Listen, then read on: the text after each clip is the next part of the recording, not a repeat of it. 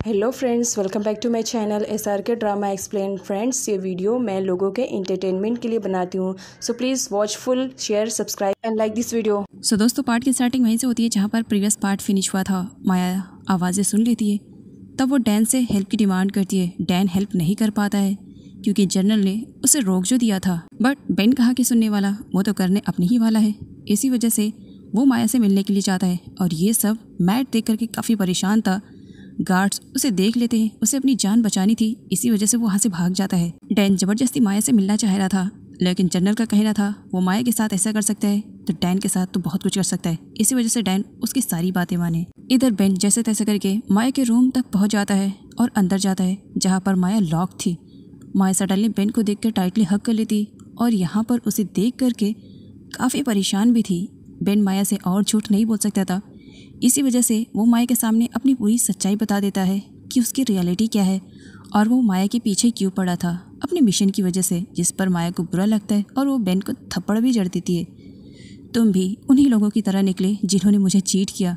एक वो जो कहने को सर्वेंट है लेकिन अब मेरी सौतन बनने के लिए तैयार है, और एक तुमने भी मुझे धोखा दे दिया। सब यहाँ पर धोखेबाज है। माया जनरल और नीला के बीच में हुए रिलेशनशिप के बारे में बेन को भी बता देती है। बेन को भी काफ़ी धक्का सा लगता है।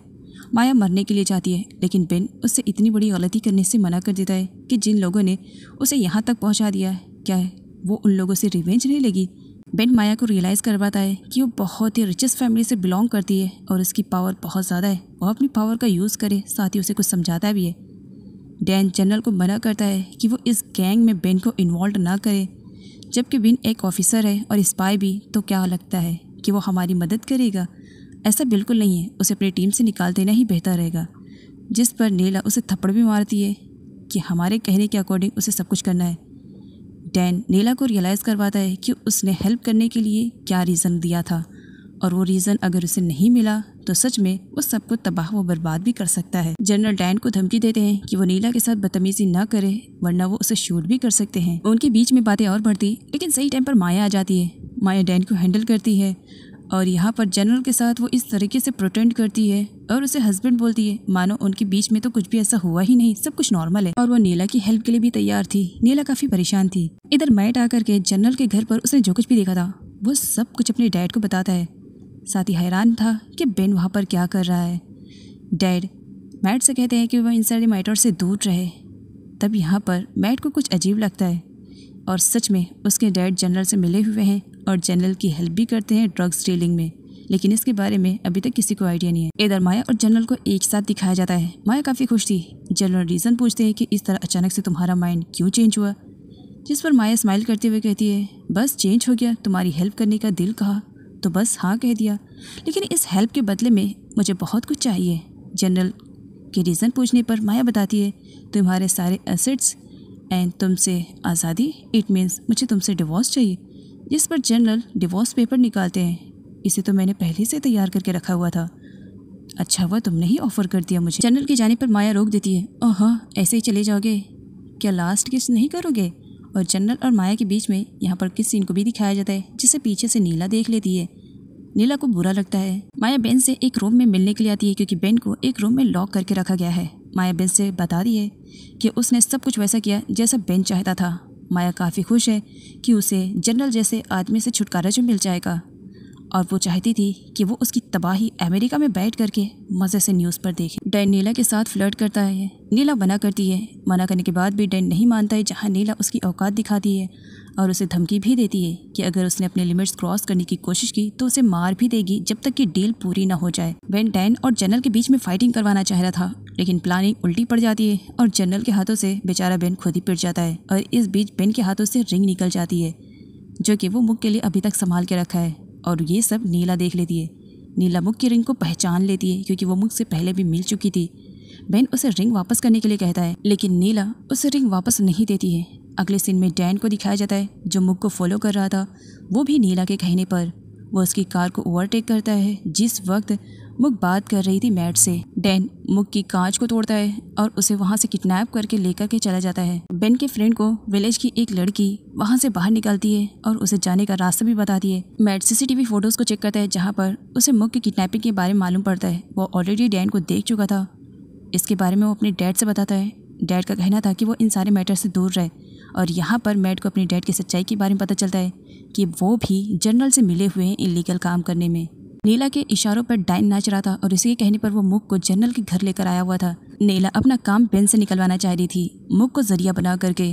डैन मुक के साथ बदतमीजी कर रहा था। सामने बेन था, बेन उसे रोकता, लेकिन नीला का कहना था कि तुम सिर्फ एक ही कंडीशन पे रोक पाओगे, जैसे कि मैं कहूँगी। और मुक को बचाने के चक्कर में बेन को वो करना पड़ता है जो कि नीला चाहती थी। मुक टाइटली बेन को हक करके रोने लगती है। बेन मुक को संभालता है। अब जनरल और नीला दोनों ही जान चुके थे कि बेन की कमजोरी मुक है, तो वो भला बेन की कमजोरी को इस तरीके से कैसे जाने दे सकते थे। इसी वजह से बेन के साथ वो मुक को भी अपने घर पर रुकने के लिए कहते हैं कि जब तक उनका पूरा काम हो नहीं जाता है तब तक मुक और बेन उन्हीं के घर पर रहेंगे। और नीला का भी यही कहना था। बेन के डैड के पास फाइनली बेन का फ्रेंड कॉन्ग पहुंच चुका था। कॉन्ग उस विलेज की सारी इन्फॉर्मेशन देता है और वो वहाँ से किस तरीके से भागा इसके बारे में भी वो बताता है। मुक और बेन को एक ही रूम में लॉक करके रखा गया था और उन पर कड़ी नज़र रखी जा रही होती है।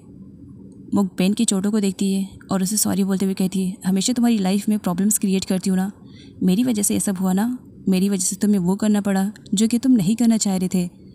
इसका मतलब तुम समझ रहे हो?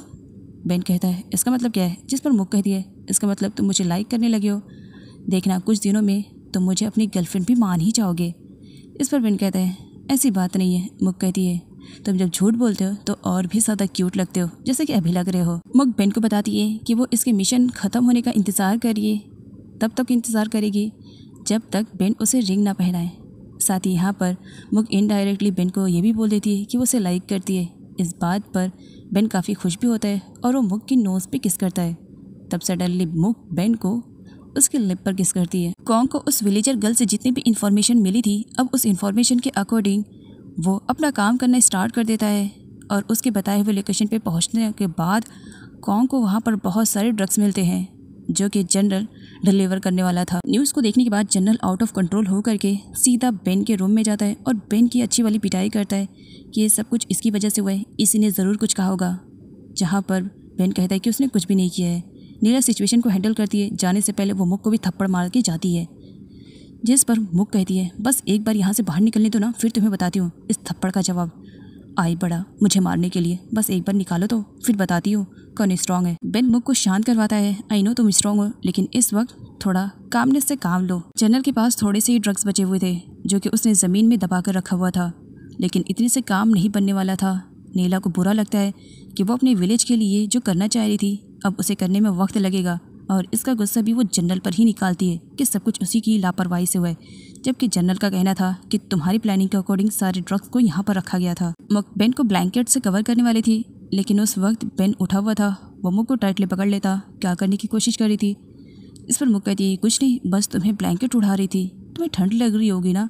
उन दोनों को इस तरीके से रोमांस करते हुए देखते ही माया मुक से कहती है, वैसे तो तुमने कहा था कि तुम बेन को लाइक नहीं करती हो, और अभी देखो तुम किसी और के लव के साथ इतनी चिपकी हुई हो।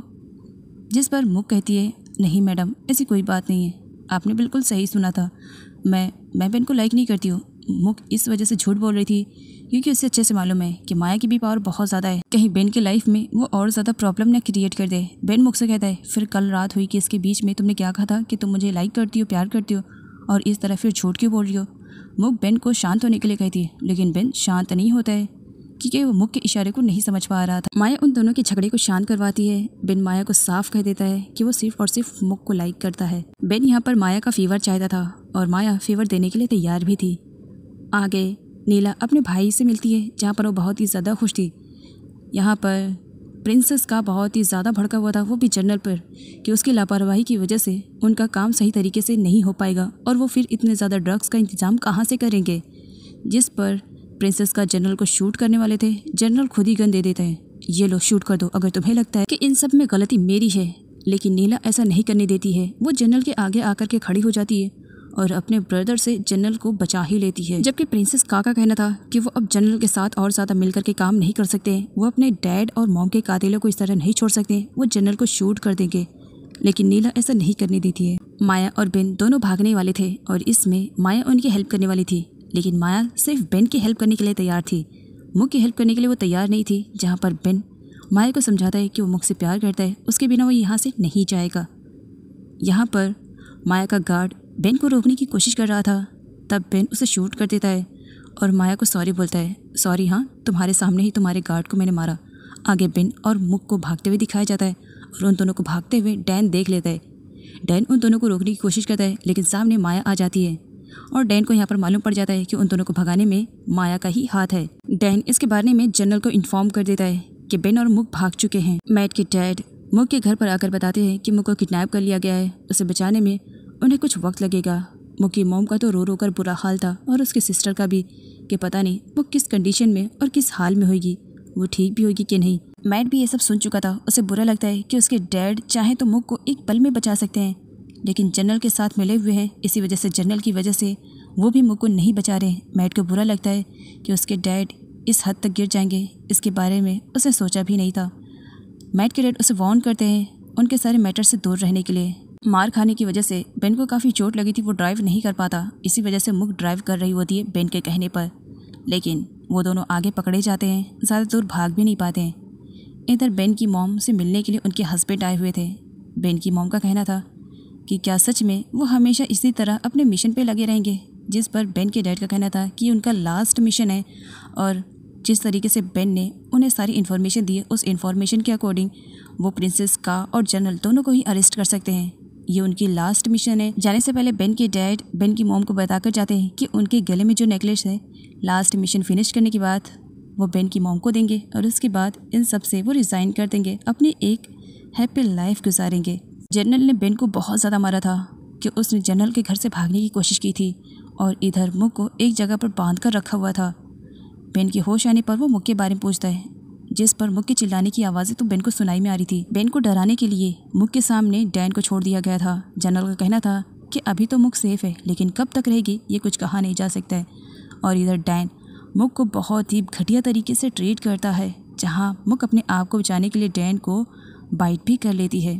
तभी नीला आ जाती है। बस आज के लिए इतना खेलना काफ़ी हो गया, चलो यहाँ से। नीला के कहने पर डैन मुक को छोड़ देता है और फिर वो नीला के पास आ जाता है। उसे टाइटली पकड़ते हुए कहता है, मैं ये जो कुछ भी मुक के साथ कर रहा हूँ इसमें मैं सीरियस नहीं हूँ, लेकिन तुम्हारे साथ मैं बहुत ही ज़्यादा सीरियस हूँ। इसी वजह से मुझे धोखा देने के बारे में सोचना भी मत।